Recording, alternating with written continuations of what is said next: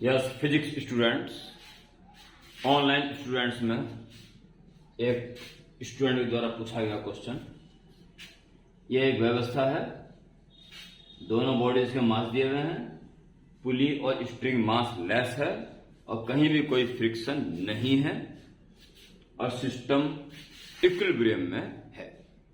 जाहिर है इसमें प्रेशर पड़ रहा होगा इसी वजह से, और स्प्रिंग कुछ दबने के बाद उसको इक्विलिब्रियम में ले आया होगा, यानी इसमें स्प्रिंग कुछ दबा हुआ होगा।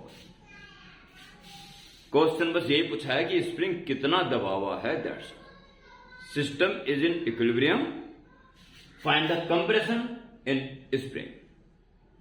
सब कुछ आइडियल केस। तो सिंपल स्टार्ट करते हैं।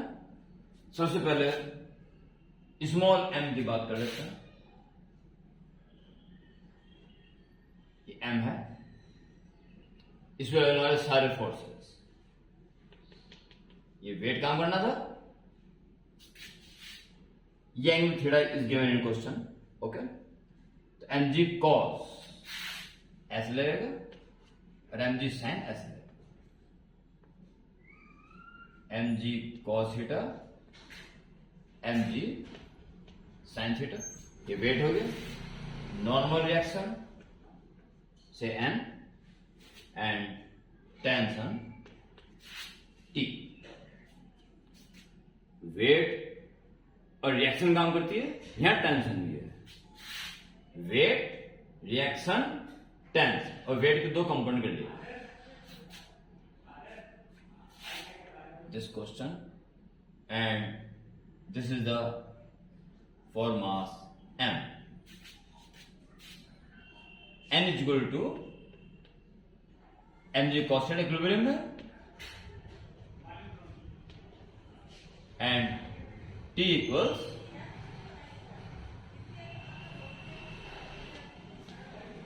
mg sin theta. ओके, इससे काम खत्म हो जाता है। इसके बाद आप कैपिटल M की बात करते हैं।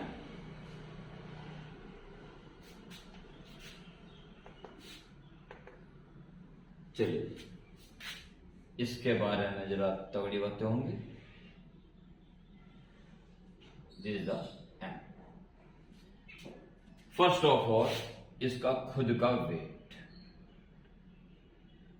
mg। ओके,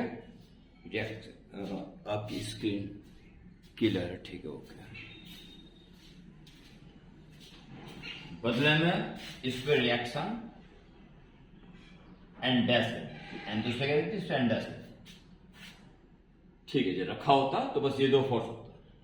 अब इस पे इसका ही दबाव पड़ रहा है, ठीक है।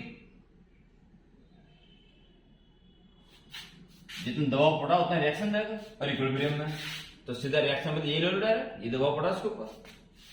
तो इस समय आप ये कह दीजिए, चलिए इसको रोकते हैं। अभी यहां की बात करें तो एक टेंशन इधर लग रहा है, एक नीचे लग रहा है। टेंशन इस एंड से इस एंड तक एक ही रहेगा, टी, और ऐसे में भी टी। वेट हो गया, रिएक्शन हो गया, टेंशन हो गया, इसका वेट बचा बस। इसके द्वारा उधर लगने वाला फोर्स ये लगा। अगर एक्स दबाव होगा तो के इंटू एक्स। अब रही बात इसकी, तो ये जो फोर्स लगा रहा है इसका दबाव, उतनी रिएक्शन मिल रही है, यानी mg cos थीटा। ये है mg cos, ये है जिसपे लगने वाले सारे फोर्सेस, बस यही। तो इसमें आप क्या करेंगे, सारे फोर्सेस को वर्टिकल और हॉरिजॉन्टल में बड़े आराम से कन्वर्ट करते हैं। एक इसको कंपोनेंट तोड़ना पड़ेगा बस, बाकी सब ऑलरेडी, और इसको भी तोड़ना पड़ेगा, ठीक है। इसको और इसको तोड़ना पड़ेगा, बाकी सब पहले से ही वर्टिकल एंड हॉरिजॉन्टल है। तो एंड डैश mg टी के x,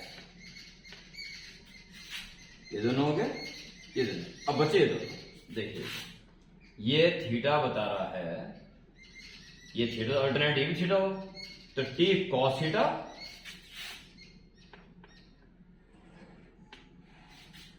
T cos theta, T sine theta, T sine, ये भी। अब बचाइए, ये थीटा है 90, तो 90 में थीटा, तो वर्टिकल से थीटा, तो mg cos थीटा का cos कंपोनेंट नीचे की तरफ, नीचे की तरफ mg cos थीटा का cos component, mg cos theta का cos कंपोनेंट, cos थीटा यानी cos स्क्वायर थीटा हो जाएगा ये वाला, और ये mg cos थीटा का साइन कंपोनेंट, साइन थीटा, लो ये है सारे फोर्सेस, और इक्विलिब्रियम में है तो हमें इस एंड ऐसी कोई अवस्था नहीं है, सारा काम हमारा ऐसे चल जाता है, ठीक है। In equilibrium